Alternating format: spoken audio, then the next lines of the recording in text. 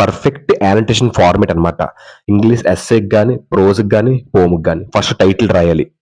తర్వాత author name రాయాలి. తర్వాత extract lines for annotations, context, explanation, critical comment, conclusion. ఇది యానోటేషన్ ఆఫ్ స్ట్రక్చర్. ఈ స్ట్రక్చర్ ప్రకారంగా రాస్తే ఒక్క మార్క్ కూడా పోదు. ఈ స్ట్రక్చర్ ప్రకారంగే నేను మీ ఇంటర్మీడియేట్ యానోటేషన్స్ తయారు చేశాను. సో, ఇప్పుడు మనం ఒక్కొక్కటి నేర్చుకుందాం. ఈ స్ట్రక్చర్స్ ప్రకారంగానే నేను యానోటేషన్స్ తయారు చేశాను. ఇంటర్మీడియేట్‌లో ప్రతి లెసన్‌కి 4 యానోటేషన్స్ ఉంటాయి. One thing we know, there is only one God. No man be a red man or white man can ever apart. We are all brothers after all. ఈ క్వశ్చన్కి అర్థం ఏంటంటే అమ్మా, first of all red man అంటే ఏంటి, white man అంటే ఏంటి? Red man అంటే ఏం తెలుసమ్మా, నేటివ్ అమెరికన్స్ రెడ్ మ్యాన్ అంటారు, అంటే కొండ జాతి వాళ్ళని. వైట్ మ్యాన్ అంటే ఏమంటారు తెలుసా, యూరోపియన్స్, ఇంకా వేరే జాతుల్ని. సో వైట్ మ్యాన్ అంటారు. ఈ క్వశ్చన్కి అర్థం ఏంటంటే అమ్మా, మనకు తెలుసు అందరికీ దేవుడు ఉన్నారు, దేవుడు అనేవాడు ఉన్నాడు అని. సో దేవుడు అనేవాడు ఒకడున్నాడని. మనుషులు ఎవరైనా రెడ్ మ్యాన్ లేదా వైట్ మ్యాన్ అయినా ఒకరితో ఒకరు కలిపి ఉన్నారు. మనుషులు ఉన్నారు, ప్రతి ఒక్కరు ఉన్నారు. మన ఏ కలర్ అయినా, వైట్ కలర్ అవని, వైట్ మ్యాన్ అవని, రెడ్ మ్యాన్ అవని, ప్రతి ఒక్కరు అందరూ కలిసిమెలిసి ఈ యొక్క భూమి మీద ఉన్నారు. దేవుడు అనేవాడు ఉన్నాడు. సో అందరూ ఎలా ఉండాలి, బ్రదర్స్ అండ్ సిస్టర్స్ లా ఉండాలి. సో అందరూ ఒక హ్యూమన్ ఫ్యామిలీ లాగా ఉండాలి. సో మన అందరికీ బంధువుల్లా కలిసిమెలిసి ఉండాలి.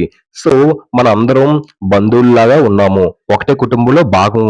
సో ఇది మనుషుల మధ్య ఐక్యత మరియు సమానత్వం కోసం చెప్తుంది ఈ యొక్క క్వశ్చన్, ఈ యొక్క ఆన్సర్. ఓకేనా, అది క్వశ్చన్ కి అర్థం.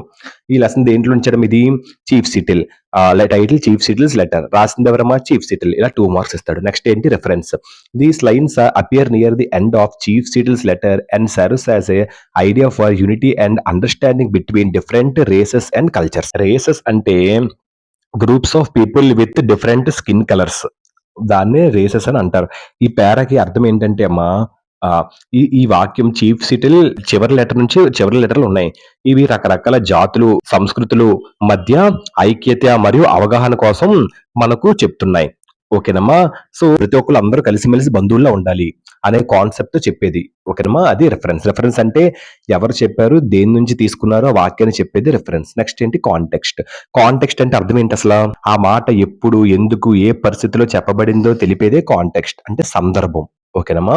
So in response to the division between native Americans and white, chief Seattle emphasises a shared humanity and belief in a single divine present. అర్థం ఏంటంటే అమ్మా, సో నేటివ్ అమెరికన్స్ అంటే మీకు ఆల్రెడీ తెలుసు, ఫస్ట్ పీపుల్ ఆఫ్ అమెరికా, వాళ్ళు native Americans అంటారు. White settlers అంటే ఎవరు, యూరోప్ నుంచి వచ్చిన వాళ్ళు. సో యూరోప్ నుంచి వచ్చి అమెరికాలో ఉన్న వాళ్ళు, వాళ్ళని వైట్ సెటిలర్స్ అంటారు. ఓకేనా. ఎంపసైజ్ అంటే ఏంటి, చాలా దృఢంగా స్ట్రాంగ్ గా చెప్పడం. ఓకేనమ్మా, డన్. అంటే ఇంపార్టెన్స్ ఇవ్వడం, గివింగ్ మోర్ ఇంపార్టెన్స్, దాన్నే ఎంపసైజెస్ అని అంటారు. దీనికి అర్థం ఏంటంటే, ఇంకా డివైన్. డివైన్ అంటే ఏంటి, దేవుడికి సంబంధించింది.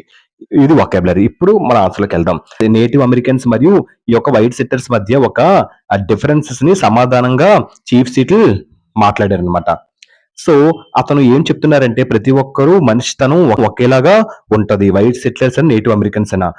ప్రతి ఒక్కరు దేవుని నమ్ముతారు, అందువల్ల మనం అందరం కలిసి ఉండాలి అని చెప్తున్నారు. అంత మంచిగా చెప్తున్నారు అతను.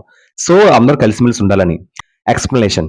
This line explains that god is the same for all people, no matter they race or colour.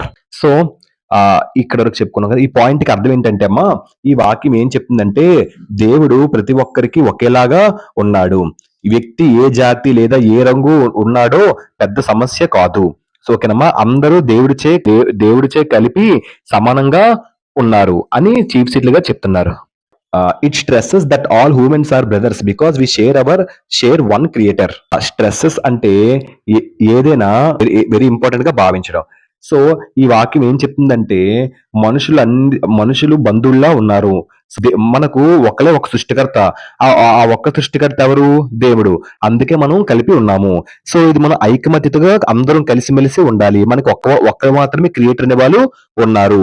మనందరం బ్రదర్స్ అండ్ సిస్టర్స్ లా కలిసిమెలిసి ప్రయాణించాలి ఈ యొక్క అర్థలోని. So all humans are brothers because we share one creator. ఒక క్రియేటర్ అంటే ఎవరమ్మా, దేవుడు.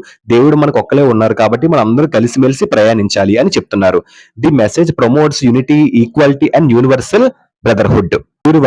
యూనివర్సల్ అంటే ఏంటి, ప్రతి ఒక్కరు అన్నమాట యూనివర్సల్ అంటే. సో బ్రదర్హుడ్ అంటే ఏంటి, అందరూ సోదరభావంతో కలిసిమెలిసి ఉండడం. సో ఈ పాయింట్ కి అర్థం ఏంటంటే అమ్మా, మనందరూ సమానంగా ఇక్కడ ఉన్నాం భూమి మీద. సో ఇక్కడ మనం ఐకమత్యగా ఉండాలి. సో శాంతంగా కలిసిమెలిసి ఉండాలి. ఓకేనమ్మా. జాతి లేదా రంగు సంబంధం లేకుండా మనం అందరం ఒక కుటుంబంలాగా ఉండాలి అని చెప్తున్నారు. ఓకేనమ్మా. క్రిటికల్ కామెంట్ అంటే ఏం తెలుసమ్మా? This line promotes a noble ideal of universal brotherhood but it over simplifies the deep inequalities that existed between races. So, critical comment అంటే అసల ఈ కథలో మనకి what is good, what is bad అని చెప్పేదే క్రిటికల్ కామెంట్. కథను బట్టి మనం ఏటి నేర్చుకున్నాం అని చెప్పేదేంటమ్మా క్రిటికల్ కామెంట్. దీనికి అర్థం ఏంటంటే ఇక్కడికి సో, ది లైన్ ప్రమోట్స్ ఈ ఆలోచన ఒక గొప్ప పాఠం మనకు నేర్పుతుంది. సో, అంటే అందరూ బంధువుల్లా ఉండాలి కలిసిమెలిసి అనే దాన్ని నేర్పుతుంది. అందరూ సోదరభావంతో ఉండాలని అనుకుంటాము. కానీ ప్రతి ఒక్కళ్ళు అలా ఉండటం లేదు. సో, అందరూ కూడా ఇనీక్వాలిటీస్ చూపిస్తున్నారు. ఎగ్జాంపుల్ ఈ యొక్క నేటివ్ అమెరికన్స్ ఇందులో ఉన్న నేటివ్ అమెరికన్స్ ఏమొచ్చి సోదరభావంతో ఉందాం అనుకుంటున్నారు. కానీ వాళ్ళు ఉండటం లేదు ఈ ఎర్త్ మీద. వాళ్ళు సమానత్వం వీళ్ళకి చూపించట్లేదు. సో, వాళ్ళేం చేస్తున్నారు? మనీ కోసం, స్వార్థం కోసం ఆలోచిస్తున్నారు అని చెప్తున్నారు. ఓకేనమ్మా. So, it express hope yet it does not fully address the real injustices faced by the oppressed groups. ఈ పాయింట్‌కి అర్థం ఏంటంటే అమ్మా ఈ యొక్క ఆలోచన ఒక హోప్‌నిస్తుంది. కానీ అందరూ does not fully address the real injustice faced by oppressed groups. కానీ కొన్ని వ్యక్తులు ఇంకా ఈ యొక్క అన్‌ఈక్వల్ ట్రీట్‌మెంటే చేస్తున్నారు. అంటే ఎగ్జాంపుల్ వైట్ పీపుల్ మాత్రం అన్‌ఈక్వల్ ట్రీట్‌మెంటే చేస్తున్నారు. మేము వాళ్ళతో ఎంత ప్రేమగా ఉన్నా, వాళ్ళతో ఎంత న్యాయంగా ఉన్నా, వాళ్ళు మాత్రం మాకు రియల్ ఇన్‌జస్టిసెస్ చేస్తున్నారు. సో, అప్రెస్డ్ గ్రూప్స్ అంటే ఏంటి? అణిచి తొక్కడం. వాళ్ళు మమ్మల్ని వాళ్ళందరూ కూడా మమ్మల్ని అణిచి తొక్కుతున్నారు. మేము మనతో మంచిగా ఉండాలనుకుంటున్నాం మంచిగా. కానీ వాళ్ళు ఉండట్లేదు అని చెప్తున్నారు చీఫ్ సీట్లు. ఓకేనమ్మా. దాని సోదరభావంతో మేము ఉందాం అనుకుంటున్నాము. కానీ యూరోపియన్ పీపుల్ మాత్రం యూరోపియన్ నుంచి వచ్చి అమెరికాలో సెటిల్ అయిన వైట్ పీపుల్ మాత్రం అసలు మాతో వాళ్ళు మాతో సోదరభావంతో ఉండట్లేదు. వాళ్ళు మాకు అన్‌ఈక్వల్ చేస్తున్నారు. అన్‌ఈక్వల్ డిస్ట్రిబ్యూషన్ చేస్తున్నారు. మమ్మల్ని వాళ్ళు అంచి తొక్కుతున్నారు అని చెప్తున్నారు. అది క్రిటికల్ కామెంట్. అది ఈ పాయింట్‌కి అర్థం. క్లియరమ్మా? Done. Conclusion. These lines remind us that all human beings are connected by nature, by God and by shared destiny. Destiny అంటే ఏంటమ్మా? గమ్యం. ఈ పాయింట్‌కి అర్థం ఏంటమ్మా? ఈ వాక్యాలు ఏం చెప్తున్నాయి? మనుషులు అందరూ కలిసి ఉన్నారు. మనం ప్రకృతి, దేవుడు అండ్ అన్నీ కలిపి ఎదుర్కొనే ఒక భవిష్యత్తు. దాన్నే షేర్డ్ డెస్టినీ అని అంటారు. ఓకేనమ్మా. సో, అందరూ మనం కలిసి ఉండాలి ఈ డెస్టినీలో.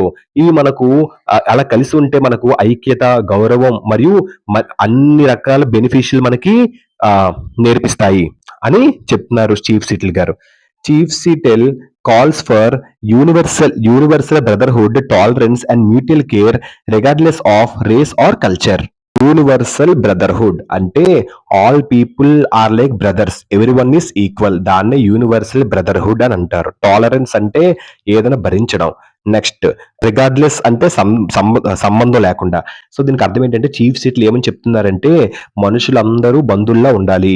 మనం ఒకరికొకరు ప్రతి పనిలోని కాపాడుకోవాలి. ప్రతి పనిలో మనం ఒకరికొకరు రక్షించుకోవాలి. అందరూ కలిసిమెలిసి పనులు చేసుకోవాలి.